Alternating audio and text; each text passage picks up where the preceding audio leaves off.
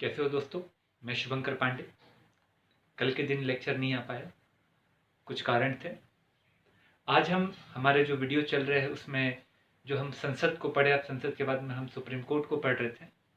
आज हम supreme court के 4th लेक्चर को लेते हैं, जिसमें हम सुप्रीम कोर्ट की, क्योंकि सुप्रीम कोर्ट एक ऑटोनॉमी बॉडी है, एक स्वतंत्र निकाय है, एक स्वतंत्र संरचना है। न्यायपालिका एक स्वतंत्र संरचना है। तो ये स्वतंत्र संरचना जो होती है, ये सुप्रीम कोर्ट को क्यों दी है? मतलब जो स्वतंत्रता है, न्यायिक स्वतंत्रता, इसकी बात क्यों कही गई है और कौन कौन से क्षेत्र में देकर रखी है। बड़ा इंपॉर्टेंट कभी कभार पूछा जाता है कि न्यायिक स्वतंत्रता जो है, न्यायालय को स्वतंत्रता क्यों देने की कोशिश की गई, पूछा जाने की संभावना होती है। हमारे यहाँ पहले राजतंत्र था और राजा ही तीनों शक्ति का उपभोक्ता होता था। मतलब कार्यपालिका, न्यायपालिका एवं विधायिका, तीनों ही शक्ति को देखता था। और तीनों ही शक्ति को देखने के कारण क्या होता था कि निर्णय हमेशा निष्पक्ष ना होकर कहीं ना कहीं पार्शियली होते थे, किसी ना किसी भाव में होते थे। और इसी बात को ध्यान में रखकर लोकतांत्रिक देशों में न्यायिक स्वतंत्रता की बात बोली गई, न्यायालय को पृथक करने की बात कही गई। और इसके लिए एक प्रसिद्ध प्रबोधनकालीन चिंतक व्यक्ति है जिनको मॉन्टेस्क्यू के नाम से जाना जाता है। उन्होंने इस बात को लागू करने की बात कही और ऐसा ही पहला रूप हमें दिखा अमेरिका में। अमेरिका का जब नया कॉन्स्टिट्यूशन बना, जो विश्व का पहला लिखित कॉन्स्टिट्यूशन है, तो उनमें उन्होंने न्यायिक स्वतंत्रता की बात को तवज्जो दिया और जो राज्य के तीनों अंग होते हैं उनको भी स्वतंत्र करने की बात की। तो वहां पर तीनों चीज अलग अलग है। तो न्यायिक स्वतंत्रता को इसलिए रखने की कोशिश की क्योंकि जब कार्यपालिका कार्य करती है, मतलब कार्यपालिका जो विधायिका के द्वारा जो कानून बनाए जाते हैं उसके आधार पर जो कार्यपालिका कार्य करती है, तो कार्यपालिका के द्वारा किए गए कार्य कभी कभार व्यक्ति के, किसी संस्था के अधिकारों का उल्लंघन कर जाती है। और जब उल्लंघन कर जाते हैं तो स्वाभाविक रूप से अगर राजतंत्र रहेगा तो भैया कार्यपालिका और विधायिका दोनों चल रही है राजा के हाथों में, और न्याय भी किसके हाथों में? राजा के हाथों में। तो भैया वो अपने कार्यों को सही बताने के चक्कर में जो निर्णय देगा वो व्यक्ति के हित में नहीं रहेगा बल्कि कार्यपालिका या विधायिका के हित में रहेगा। तो जिस व्यक्ति के अधिकारों का उल्लंघन हुआ उसको न्याय मिल पाया क्या? नहीं मिल पाया। तो इस बात को लेकर मॉन्टेस्क्यू ने बात कही कि तीनों जो है अंग उसको अलग अलग कर दिए, तभी लोगों के अधिकारों को आप सुरक्षित रख पाओगे। और इसीलिए हमने क्या किया कि मानव अधिकार को सुरक्षित करने के लिए, मानवाधिकार को सुरक्षित करने के लिए न्यायिक स्वतंत्रता की बात की। और भारत की जो सुप्रीम कोर्ट, हाई कोर्ट है, उनके पास में न्यायिक स्वतंत्रता है। कैसी न्यायिक स्वतंत्रता है? इनका जो कार्यकाल है वो निश्चित होता है। कार्यकाल निश्चित का मतलब यह है कि 65 वर्ष की आयु, और अगर इसके पहले अगर हटाना तो उसी रीति से हटा सकते हैं, उसी प्रक्रिया के माध्यम से हटा सकते हैं जो कॉन्स्टिट्यूशन में दी है। दूसरा, वेतन भत्तों की निश्चितता। जो वेतन भत्ते हैं उनमें किसी भी प्रकार की अलाभकारी जो स्थिति में लाने के लिए अलाभकारी परिवर्तन नहीं कर सकते। ऐसा इसलिए ताकि व्यक्ति आर्थिक लाभ को देखते हुए अपने निर्णय को ना बदले। तीसरी जो इनकी है वो है इनका स्थान। इनका स्थानांतरण जो है नहीं किया जा सकता। सुप्रीम कोर्ट में वैसे किया नहीं जाता है क्योंकि सुप्रीम कोर्ट एक ही है, तो इनका स्थान भी निश्चित होता है।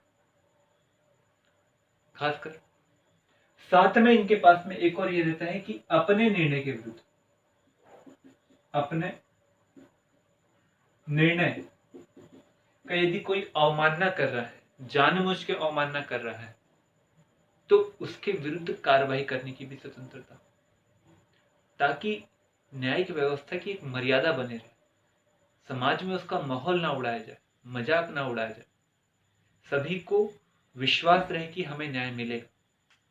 इसके अलावा अपने व्यक्तियों को, अपने मतलब जो स्टाफ मेंबर है,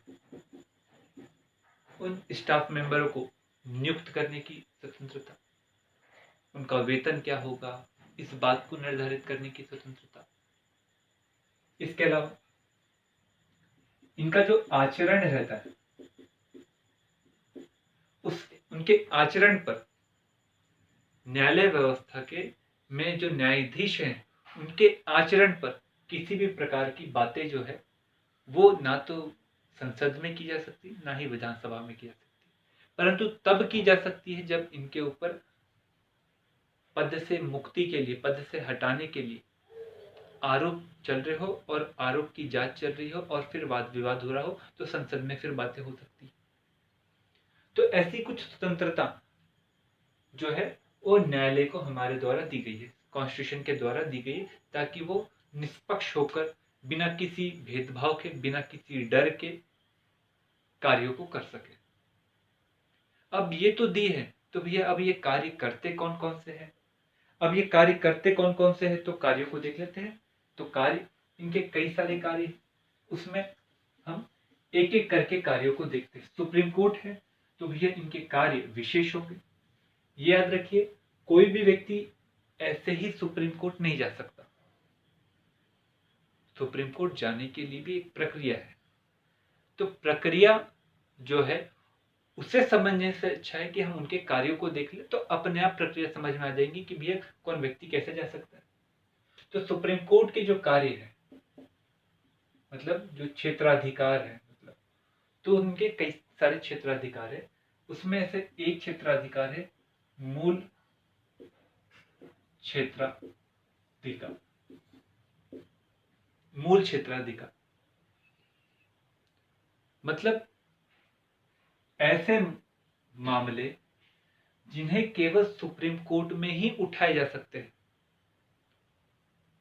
उन मामलों को हम मूल क्षेत्राधिकार के अंतर्गत लाते हैं।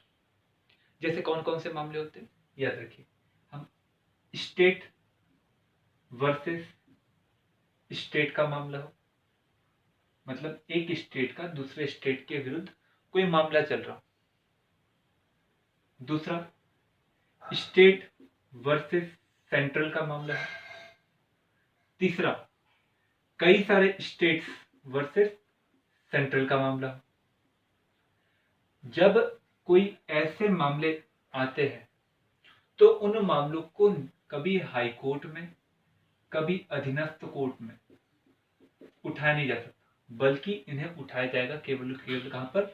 सुप्रीम कोर्ट में। यहां पर एक बात याद रखिएगा, जब ऐसे मामले होते हैं, जब ऐसे मामले होते हैं, उसमें एक बात याद रखिएगा कि ऐसे मामले राजनीतिक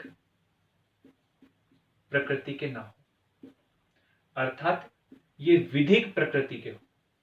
विधिक प्रकृति के हो मतलब कोई कानून के, कोई केस के मामले में, कोई केस हुआ हो या कोई कानून था, उस कानून का सही इंटरप्रिटेशन के मामले में अगर लगता है कि एक राज्य दूसरे राज्य के द्वारा, मतलब जो एक राज्य था उसके द्वारा उस कानून की अलग परिभाषा लगाई गई और दूसरे राज्य के द्वारा उस कानून की अलग परिभाषा मानी गई, तो ऐसी कंडीशन में एक राज्य के द्वारा उस कानून का मिसयूज किया, जिसके कारण दूसरे राज्य को जब नुकसान हुआ तो उसने उस राज्य के विरुद्ध में क्या किया? केस डाला। तो वो विधिक विषय से संबंधित है। इस कंडीशन में क्या किया जा सकता है? मामला कहां जा सकता है? कोर्ट में जा सकता है, हो सकता है ऐसा मामला। स्टेट वर्सेस सेंट्रल का भी मामला हो सकता है, स्टेट वर्सेस सेंट्रल का भी मामला हो सकता है। जैसे जो हमारा सीबीआई होता है, वो सीबीआई जो है वो दिल्ली पुलिस के एक स्पेशल विंग है, जो पूरे भारत में कार्य करती है। दिल्ली पुलिस को भी पूरे भारत में कार्य करने की अनुमति है, एक सामान्य अनुमति है जो राज्यों के द्वारा किसी स्पेशल केस में सुनवाई के लिए काम करने के लिए दी जाती है। अभी हाल फिलहाल में 2-3 मामले हुए, जिसमें से एक मामला था एनआरसी का मामला था और एक मामला था दिल्ली पुलिस बनाम पश्चिम बंगाल गवर्नमेंट। पश्चिम बंगाल गवर्नमेंट ने दिल्ली पुलिस के विरुद्ध मामला निकाला और दिल्ली पुलिस सेंट्रल के अंतर्गत आती है। तो ऐसे मामले, और ये मामले राजनीति से जुड़े नहीं थे, बल्कि Delhi police special establishment act 1949 से जुड़ा हुआ था। तो मतलब एक विधि या विधान से संबंधित था।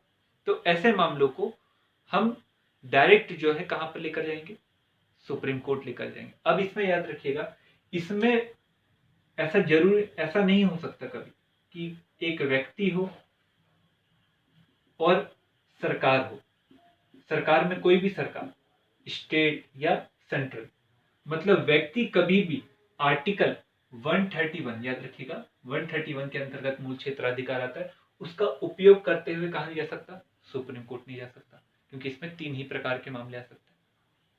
इसके अलावा इसमें याद रखिएगा, वे मामले भी नहीं आ सकते जो आर्टिकल 263 के तहत चल रहे हो।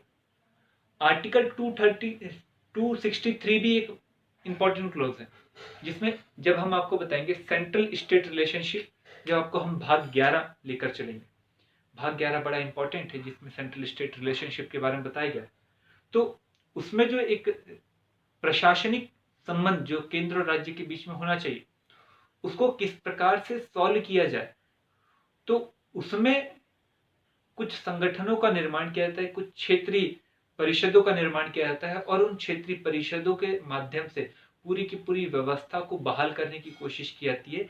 अगर कोई मामला, जैसे जल बोर्ड से जुड़ा हुआ मामला हो या जल के वितरण से जुड़ा हुआ मामला हो, तो ऐसे कोई मामले जो आर्टिकल 263 के तहत पहले से ही चल रहे हो, तो उन मामलों को कभी भी इसके अंतर्गत नहीं लाया जा सकता। मतलब वहां पर तो मामला चल रहा है, मान के चलिए तमिलनाडु और केरला और कर्नाटका के बीच में जल बोर्ड का मामला तो चल रहा हो, पर तमिलनाडु ने बोला कि नहीं, हमें किसके आर्टिकल किसके तहत जाना है, 131 के तहत, मूल क्षेत्राधिकार के तहत, तो सुप्रीम कोर्ट उसको लेने से मना कर देगा, क्योंकि भैया आपकी पहले से सुनवाई हो रही है, तो आप फिर से अन्य क्षेत्र में कार्य करने की क्यों कोशिश कर रहे हो?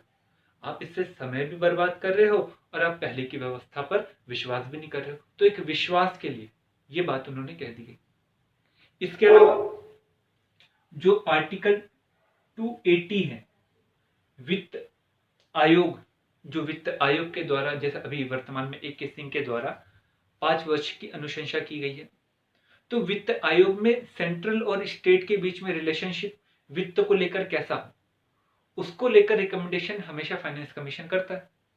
तो फाइनेंस कमीशन के द्वारा जो रिकमेंडेशन की है और किसी स्टेट को पसंद नहीं आई है, तो वो सुप्रीम कोर्ट जा सकता है, ऐसा नहीं।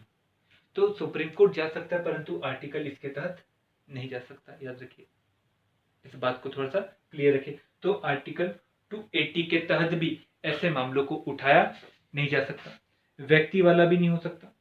इसके अलावा जो अंतर्राज्यीय परिषदें होती है, अंतर्राज्यीय परिषदें आपको हम बता देते हैं, छोटी छोटी परिषदें होती है कि आपको एक आर्टिकल है 307, वाणिज्यिक परिषदें आपको भाग नंबर 13 में मिलेगी। वाणिज्यिक परिषदें जिसमें अंतर्राज्यीय व्यापार किस प्रकार से किया जाए, तो उसमें अगर कोई मामला चल रहा हो तो उस मामले को भी आप सुप्रीम कोर्ट में नहीं उठा सकते। मतलब अगर मैं सीधे सीधे दूसरे शब्दों में अगर बातों को कहूं कि वे मामले जो पूर्व क्षेत्र में या अन्य क्षेत्रों में केंद्र और राज्य के संबंधों को लेकर कई अन्य न्यायिक क्षेत्रों में चल रहे हो, तो उन मामलों को हम इसमें नहीं ला सकते। इस बात को ध्यान में रखिएगा, इस बात को ध्यान में रखेंगे तो कभी कोई दिक्कत नहीं होगी। जो दूसरा न्यायिक क्षेत्राधिकार, मतलब क्षेत्राधिकार है, वो मूल अधिकार क्षेत्राधिकार, मूल अधिकार क्षेत्र। मूल अधिकार क्षेत्र मतलब ये है आर्टिकल 32 से सीधा सीधा इसका संबंध है।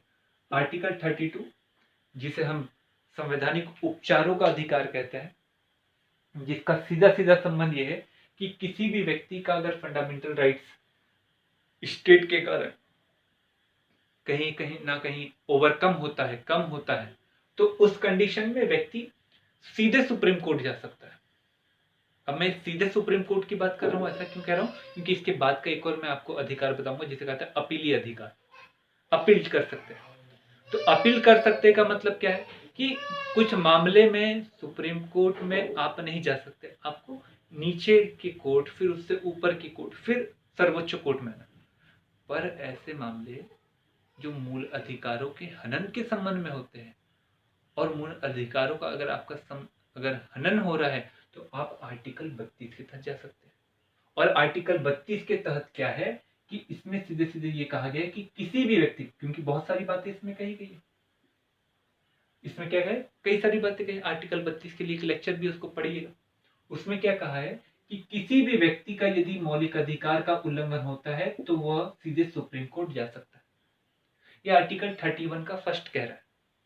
उसके बाद 31 का सेकंड क्या कह रहा है कि जो सुप्रीम कोर्ट है, इस मूल अधिकार को बहाल करने के लिए जिसने मौलिक अधिकार का उल्लंघन करा है उसके विषय में वो रिट जारी कर सकता है। और रिट कई प्रकार की हो सकती है। एक हो सकती है बंदी प्रत्यक्षकरण, एक हो सकती है परमादेश, एक हो सकती है उत्प्रेषण, एक हो सकती है अधिकार कश्यप।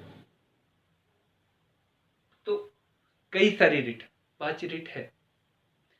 संसद को यह अधिकार है कि वो रिटों की संख्या को बढ़ा सकते हैं, पर कम नहीं कर सकते। ये बात याद रखिएगा कि संसद को सुप्रीम कोर्ट की रिट शक्ति बढ़ाने का अधिकार तो है, परंतु कम करने का अधिकार नहीं है। ये बात क्लियर रखिएगा। तो ये रिट जारी कर सकते हैं, और रिट जारी करके क्या कर सकते हैं, व्यक्ति के मौलिक अधिकारों के हनन के संबंध में सुनवाई करके उसके मौलिक अधिकार की रक्षा करवा सकते हैं। ये इसलिए दिया गया है ताकि हमारे यहाँ पर देश में एक लोकतांत्रिक व्यवस्था स्थापित हो सके। और लोकतांत्रिक व्यवस्था में लोकतंत्र का अर्थ ही यह है कि लोगों का शासन हो, ना कि एक व्यक्ति विशेष का शासन हो। तो यहाँ पर हम ये रिट जारी करते हुए देख सकते हैं जो सुप्रीम कोर्ट के द्वारा समय समय पर क्या किया जाती है, जारी किया। चलो इसी बात पर एक प्रश्न ले लेते हैं। आर्टिकल 32 के तहत दी जाने वाली जो विभिन्न रिटें रहती है, उनमें से कौन सी 2 रिटें हैं जो केवल और केवल न्यायिक व्यवस्था के लिए दी जाती है? केवल और केवल न्यायिक व्यवस्था के लिए दी जाती है। ये बात को थोड़ा सा आप लोगों ने लेक्चर लिए होंगे पहले के, तो आपको वहां पर बातें क्लियर होते चल जाएंगी। तो उसको जरूर देखिएगा रिटर्न, और फिर उसको जरूर आंसर करिएगा। यहाँ तक क्या आपको समझ में आ गया होगा? और यहाँ तक के समझ में आ गया तो अब हम देखते हैं सुप्रीम कोर्ट की एक विशेष प्रकार की रिट, वो है अपीलीय रिट, अपीलेट रिट, अपीलीय अधिकार। अपीलीय अधिकार सुप्रीम कोर्ट में 4 प्रकार का है। जब आप हाई कोर्ट पढ़ोगे तो वहां पर आपको 2 प्रकार का दिखाई देगा। आपको हम एक शब्द बता देते हैं, सुप्रीम कोर्ट जो है वो संविधान का रक्षक है और संविधान का व्याख्याकर्ता भी है, ट्रांसलेटर भी है। क्योंकि कुछ ऐसी बातें होती है जिसका वास्तव में अर्थ जो होता है, कई होते हैं, कई हो सकते हैं। तो कई अर्थ हो सकते हैं, तो उसमें सही अर्थ क्या है और क्या मानकर हम आगे शासन करें, तो इस विषय में निर्णय लेने का अधिकार सुप्रीम कोर्ट को। तो यहां पर वो ट्रांसलेटर का काम कर जाता है, यहां पर वो उस विधि का अर्थ बताने का कार्य कर जाता है, और मौलिक अधिकार के रक्षक में वो संविधान का रक्षक बन जाता है। तो जब भी मामला फंसता है और व्यक्ति को लगता है कि ये मामला ऐसी प्रकृति का है कि इसका निर्णय सुप्रीम कोर्ट ही करना चाहिए, तो व्यक्ति या राज्य उस मामले को अपील के माध्यम से सुप्रीम कोर्ट में लेकर जाता है। याद रखिए, सुप्रीम कोर्ट में जब कोई मामला लेकर जाता है तो हर मामले को सुप्रीम कोर्ट नहीं सुन सकता, वो विशेष मामलों को ही सुनता। तो जो अपीलीय मामले रहते हैं वो रहते हैं 4 प्रकार के। एक रहता है सिविल अपीलीय मामला, सिविल अपीलीय मामला, इसे जरूर देखिए। दूसरा रहता है आपराधिक, अपीलीय मामला। तीसरा रहता है संवैधानिक,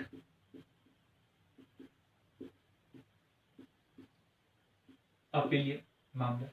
और चौथा रहता है विशेष अपीलीय मामला। अब ये अपीलीय क्यों बोला गया है? तो हमारे यहां पर न्यायिक व्यवस्था की एकल संरचना है, जिसमें सबसे नीचे आता है हमारा अधीनस्थ कोर्ट, उसके बाद में आता है हमारा हाई कोर्ट, और सबसे ऊपर आता है हमारा सुप्रीम कोर्ट।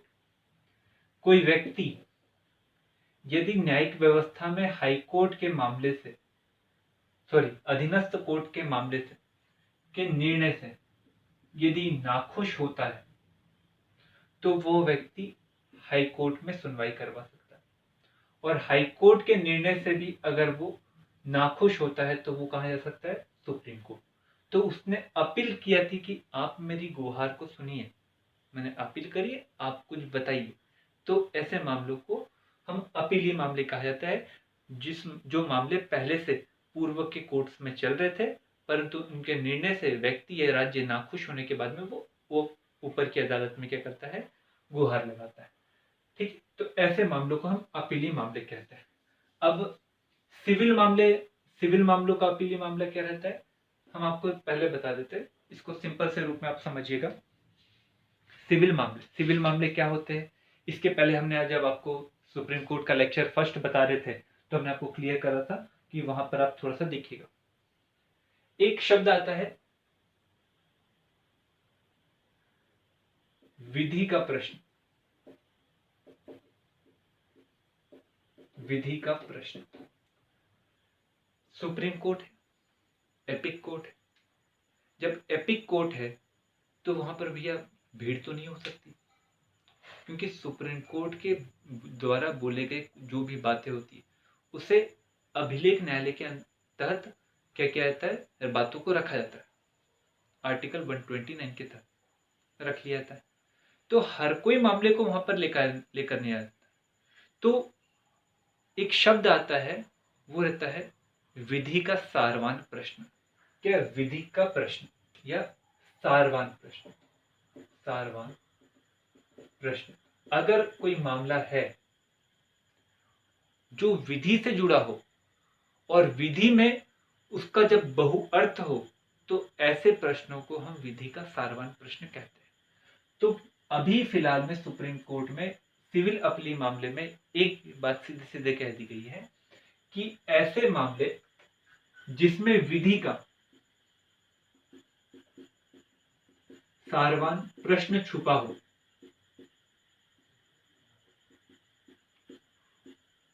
वैसे मामलों को आप सुप्रीम कोर्ट में ले जा सकते हो। मतलब आपने अधीनस्थ कोर्ट लेकर गए, फिर हाई कोर्ट लेकर गए, हाई कोर्ट से फिर सुप्रीम कोर्ट लेकर गए। पर यहां पर लगता है हाई कोर्ट को कि जो फलाना केस था, उस केस में कुछ ऐसी बातें हैं, अगर बोलूं, मतलब हाई कोर्ट मान के चलिए जबलपुर का एक हाई कोर्ट है, वहां पर एक केस पहुंचा सिविल मामलों से संबंधित, जिसमें व्यक्ति और राज्य से जुड़ा हुआ मामला है। तो जबलपुर हाई कोर्ट को लगता है कि यदि मैं इस केस का निर्णय दूंगा, तो इसका प्रभाव मध्य प्रदेश के क्षेत्र तक के रहेगा प्राय। पर ये प्रश्न, इस प्रकार के प्रश्न भारत के अन्य जगह पर भी आते हैं। तो ऐसे प्रश्नों का उत्तर पहले से ही उपस्थित हो, तो ऐसे प्रश्नों का उत्तर देने के लिए हम सुप्रीम कोर्ट को ही अप्रोच क्यों ना कर लो। तो ऐसे प्रश्न जो है वो सुप्रीम कोर्ट को ट्रांसफर हो जाते हैं, जो विधि के सारवान प्रश्न से जुड़े हुए रहते हैं। पहले ऐसा व्यवस्था नहीं थी। 30 कॉन्स्टिट्यूशन अमेंडमेंट, अब ये 30 कॉन्स्टिट्यूशन अमेंडमेंट क्यों किया गया था? जो संजय गांधी जी थे, इंदिरा गांधी जी के जो पुत्र थे, उन्होंने लंदन में पढ़ाई वगैरह करी और रॉट फ्रॉयल में काम किया, कैसे गाड़ियों को बनाया जाता है और वहाँ पर काम करने के बाद में वो वापस आए ये सोच के कि भारत में आकर मैं एक बड़ी कंपनी को बनाऊंगा। ये 1971-72 का समय है और उस समय में भारत में समाजवादी गवर्नमेंट थी, मतलब एक प्रकार से समाजवादी विचारधारा का बोलबाला था और संपत्ति का अधिग्रहण व्यक्ति के द्वारा नहीं किया जा सकता। अगर व्यक्ति के द्वारा किया जा रहा है तो वहां पर लाभ वगैरह को भी देखा जाता था। और जब ये आए तो इन्होंने हरियाणा के कुछ क्षेत्र में बड़ी मात्रा में भूमि का अधिग्रहण कर लिया और भूमि का अधिग्रहण कर लिया तो उस समय में भूमि का अधिग्रहण और उसके ऊपर मिलने वाला मुआवजा वो कम दिया जो भी था, पर उसके विरुद्ध में जो स्थानीय किसान वर्ग थे वो कोर्ट में जाने की संभावना में थे, क्योंकि पहले जो वर्डिक्ट थी सिविल मामले में उसमें कहा गया था कि यदि कोई भी मामला जो सिविल प्रकृति का है और उसमें हानि की संभावना, मतलब जो कुल रेट जो है वो 20,000 से ज्यादा की है, तो उस मामले को आप सीधे कहां पर अपील कर सकते हो? सुप्रीम कोर्ट अपील कर सकते हो। और ये मामला 20,000 से ज्यादा का था और उस समय में इंदिरा गांधी की इमेज सुप्रीम कोर्ट के सामने थोड़ी नेगेटिव आ रही थी और ये संभावना थी क्योंकि उस समय में मोरारजी देसाई भी बड़े सक्रिय थे, जेपी भी बड़े सक्रिय थे, रेलवे की हड़ताल हो चुकी थी और गुजरात जैसे राज्य में कांग्रेस की जो नैया थी वो डूबते नजर आ रही थी और साथ में बांग्लादेश के साथ में जो हमारा बांग्लादेश नया उदय हुआ था तो उसके बाद में 1 करोड़ शरणार्थी भी हमारे यहाँ आ चुके थे। विश्व पटल पर भी अगर हम देखें तो पाकिस्तान और चाइना और अमेरिका का एक त्रिगुट संगठन बन चुका था। तो कठिनाई थी, तो इस प्रकार की कठिनाई में अगर ये कठिनाई भी उभर कर आती तो राजनीतिक जो एक छवि थी उस पर दाग लग सकता था और इस वजह से क्या किया, 30वां कॉन्स्टिट्यूशन अमेंडमेंट करके ये बोल दिया गया कि सुप्रीम कोर्ट में सिविल अपील से संबंधित उन्हीं मामलों को लाया जा सकता है जो विधि के सारवन प्रश्न से जुड़ा हो। उसमें 20,000 की कोई लिमिट नहीं, मतलब 20,000 वाला कोई मामला ही नहीं। अगर लगता है सारवन प्रश्न है तो ही मामले को क्या किया जाएगा, उठाया जाएगा, नहीं तो नहीं उठाया जाएगा। मतलब वो केस को हाई कोर्ट तक ही समेटना चाहते थे, सुप्रीम कोर्ट नहीं लेकर जाना चाहते थे। अगर सुप्रीम कोर्ट में जाते तो स्वाभाविक रूप से निर्णय विरुद्ध में आने की संभावना होती। तो ये सब जोड़ दिए गए 30वें कॉन्स्टिट्यूशन अमेंडमेंट के तहत विधि का सारवन प्रश्न। और पहले कौन सा मामला था, केवल 20,000 से अगर अधिक का मामला हो तो कोई दिक्कत है क्या, ये बात कह दी गई। इसी के साथ में एक अपीली मामला। अपीली मामला में क्या है, किसी व्यक्ति को, मान के चलिए किसी व्यक्ति को मौत की सजा दी है हाई कोर्ट के द्वारा, पूर्व में उसे मुक्त कर दिया था अधीनस्थ कोर्ट के द्वारा, तो वो व्यक्ति कहां जा सकता है, अपील कर सकता है? सुप्रीम कोर्ट में अपील कर सकता है।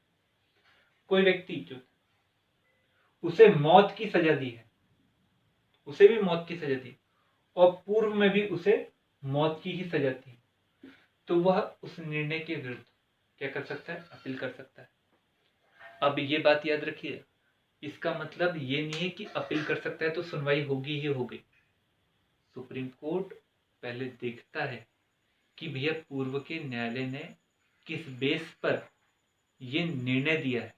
अगर निर्णय उचित लगता है तो वो अर्जी जो होती है, वो जो अपील होती है, उसको वो खारिज भी कर सकते हैं। वो क्या कर सकते हैं, खारिज भी कर सकते हैं। तो इस बात को थोड़ा सा याद रखिए। आपराधिक मामले में मौत से या सजा से 10 साल की सजा या उम्र कैद से जुड़ी हुई जो सजा होती है, उन मामलों को क्या किया जा सकता है, लाया जा सकता है।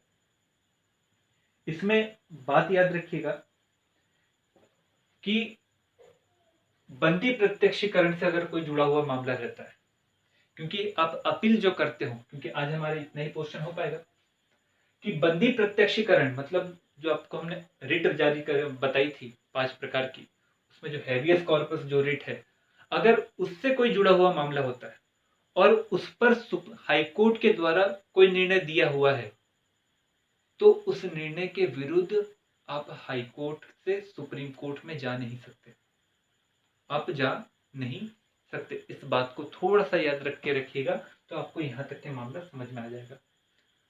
तो यहाँ तक के अगर मामला आपको क्लियर हो जाए, जैसे निर्भया केस से जुड़े हुए मामले थे, तो वो पहले दिल्ली हाई कोर्ट, फिर बाद में अपील करी उन्होंने सुप्रीम कोर्ट, और सुप्रीम कोर्ट के बाद में वो राष्ट्रपति के पास गए। राष्ट्रपति ने भी जो अर्जी थी उसको माना नहीं, और फिर बाद में उनको कैपिटल पनिशमेंट दे दिए गए। तो ये सब जो अपील की जाती है, वो सुप्रीम कोर्ट बस आपने अपील करी, वो सुनवाई करना शुरू नहीं करता। वो पहले जांचता है, परखता है कि भैया जो व्यक्ति है